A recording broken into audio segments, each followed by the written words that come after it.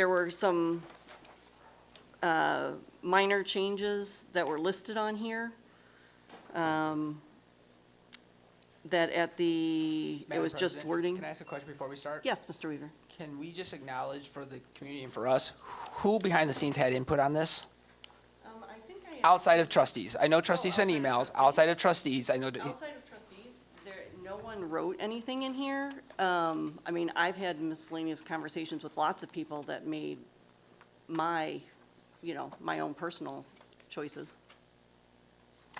So, I mean, I kind of think that's important. Was it the MASB? Was it Collins and Blaha? Like, what organizations have had input on this? How about this? I didn't talk to anyone about the handbook specific. I've had conversations over time that maybe led me to make a suggestion. Okay. So under new board member orientation, do we have any comments on here? There were two places where I just changed wording, which was on the fourth bullet point, changing out with the exception of for except for, and instead of providing a hard copy of certain items, a link to items. Does anyone have any other items that they would like to potentially change, add, whatever in this section? Okay. All right, now we are moving down to the second one, board member terms. This piece was outdated, and I would welcome any input on this for how to word this section better.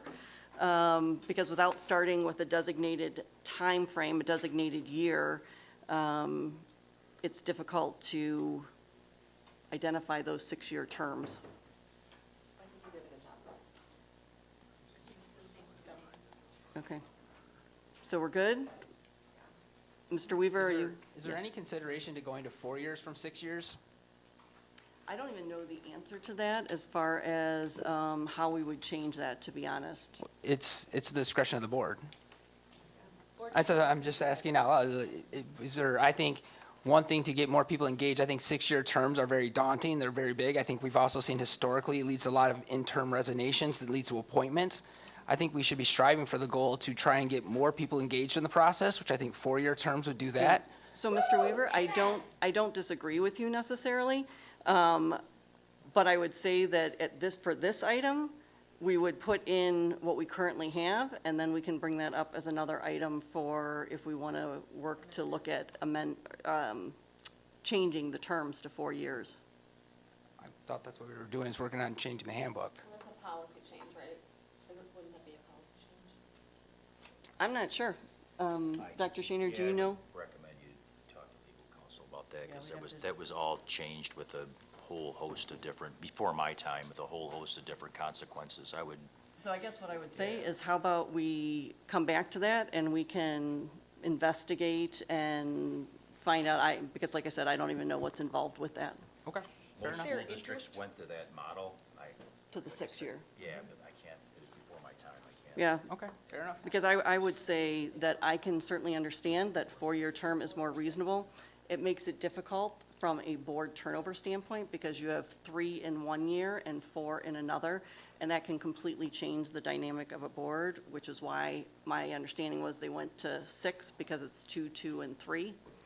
But, that's something I to just definitely. think it's worth having that conversation and weighing out the true pros and cons on both sides. Yeah. So let me ask this. If we stayed with 6-year terms, do you have any issue with this?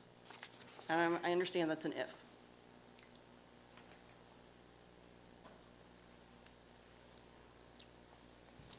You're gonna be changing it when you hit 24, 28, so it's just gonna constantly, those numbers are just gonna keep changing. It would but be, other than- and every 6 years thereafter is what we put in, so that if you looked at 2024, you'd be like in 2030, 2036. I just was Yeah. not unable No, to I come agree up with you. with a better way. It's a great one, but yeah, I mean, it's, Okay. On filling a board vacancy. So the changes here were, initially, bullet 3 had said that the board shall interview all interested candidates. And I changed that, the board shall consider, meaning that, you know, when we have 30 applications, we don't have to interview them all, but we review their resumes and we make a selection of those that we would move to an interview process. And then an appointed member of the board shall serve until the next annual school election, and that was, someone recommended updating that to school board trustee election. And then the last thing in that category was that I had removed Appendix A with the sample application and Appendix B with the sample questions, only because we were not using the information on there as I started to update all of it. I mean, it was just all out of date, and those questions were not ones that we were necessarily using. So the feedback I have would be, I would want to have something, and again, this might be more policy, when we say consider interviews or consider candidates, what criteria are we using so that people are aware, so it's just transparent? How are we considering them? So again, application gets submitted, what standards? I would want to see us add back an Appendix A and Appendix B to show what standard question, I mean, interviews. I think our HR person would support us here in saying we want to be as standard as possible, star format, that we're asking people the same questions, so we're comparing apples to apples. So I do think we should get back to the wanting that to exist. The ones might have been outdated, so we're removing them now, but I think our goal should be that we eventually have a standard interview guide that we use, so that, again, it is as objectionable as possible to release, to eliminate subjectivity. And again, I think that's a standard HR practice I guess that my most of us are question- familiar with. My question to you would be, I've never been on an interview where I know all of the questions ahead of time. What's the harm in knowing them ahead of time? Well, Again, I it's a think- common practice in HRs that you would make them available. I think anyone that I've ever helped, and good practice is that we want to prepare people to be good interviewers. To be prepared for an interview is not a bad thing. So I don't see what the harm is in it.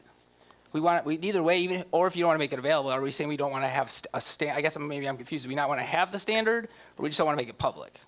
Well, I would say we don't want to make it public, but, Mrs. Bull? Yeah, I would say the issue is, I agree that we should ask the same questions to all the candidates. And we do that. I don't necessarily think that it should be in the handbook, because I think those questions might change depending on, you know, I guess the circumstances. And my guess is also the questions could get outdated. I don't think that, I'm not disagreeing. I think we should have the same questions for all the candidates. And I think that we should have some sort of plan going into an interview session for candidates. I don't think it should be in the handbook. Mrs. Gupta, did you have something? I agree with what Trustee Bull said, and then also I would add that I think it's fairly unusual to get the questions ahead of time for an interview that you're being interviewed in. That you're kind of, part of what you're being evaluated on is your ability to think on your feet and speak authentically to the question as it's being presented. Let me ask you this, Mr. Weaver, on the Appendix A, which was sort of a sample application. Are you just looking for that to have sort of general information that would be requested from a candidate? Yeah, I think we just want to be, I think we want to have engaged people that are prepared, and the better we can make that information out there for people, we'll just, again, I go back to maybe where I'm with Well, for 4 years. we're talking two different things, application and questions. So Appendix A is the application. Yeah, and that's why I guess I'm agreeing with you. If Okay. that's a middle ground, I would say, yeah, even the application would be better than nothing, because I still think that would give people a general idea of what you're looking for. We still could do some things with that application to still make it have some additional added value. So again, I guess what I'm saying is, yeah, I could see some common ground if we want to only have one versus two. I think we could get there and have a good document. Okay. So anything else in this section? So yeah, I just would go back. I would like to see a little more detail around the considered candidates. Again, is it a set, are we going to have a set number that we consider? Like, there should be a little more standard there just to say we're going to consider candidates. I think we need a little more detail of either, is it Well, what are, I would say. Are we gonna have a that- minimum number that we interview? Is it gonna be at least 3 candidates that we always interview? Because Well, I again, guess I that's think, tough if you only have 2 people who apply. okay, so that would be a minimum of 3 unless there's less than 3. Then we interview everybody. That, I mean, to me, I think, again, we want to have some standards. So again, I think the idea would be to try and encourage a higher turnout. But so then when we have, again, it goes back to, eventually, we might be telling someone no. We should be able to have a clear policy on why we told them no. Hey, we're only interviewing 3. So when there's 10 applicants, they know going into it, we're only interviewing 3, we're going to tell 7 people no. That sets a better, clear expectation to people, and that makes that process, again, it goes back to not, people aren't going to always like the information they're told, but at least they know what the rules are. They understand that there was a why they were told no. Yeah, I think the last couple times we've interviewed like between 6 and 8 out of those candidates. Going down to 3 when you don't get to meet them is tough, but I can understand if you wanted to put some sort of minimum of 3, Yeah. you know. To me, I think 3 is realistic. I think we should be able to sort through a candidate pool and get down to 3. And then, like I said, if we have to put the notate there, if less than 3, you interview all. Yeah. Yeah, like whatever the number is that we land, I do see value in like framing it out of like, hey, we're gonna accept all the applications, review them all, but we're only gonna actually interview X number, whether that number is 3 or 6 or 8, I think there's value in that. I do think that we do need consistent questions, I think we all agree with that. But I don't know that they need to be premeditated because there is an art and science to interviewing with people and seeing how they kind of amoeba themselves in the moment on the fly. Like I think if you've ever done an interview, you understand that it's beyond just the answers and the questions and checking a box. There's other nuances too. People are people, and so I think having the same questions matters, but also them not knowing the questions prior to. I think there's a lot of value in that for a lot of reasons I won't belabor now. Okay, anything else there?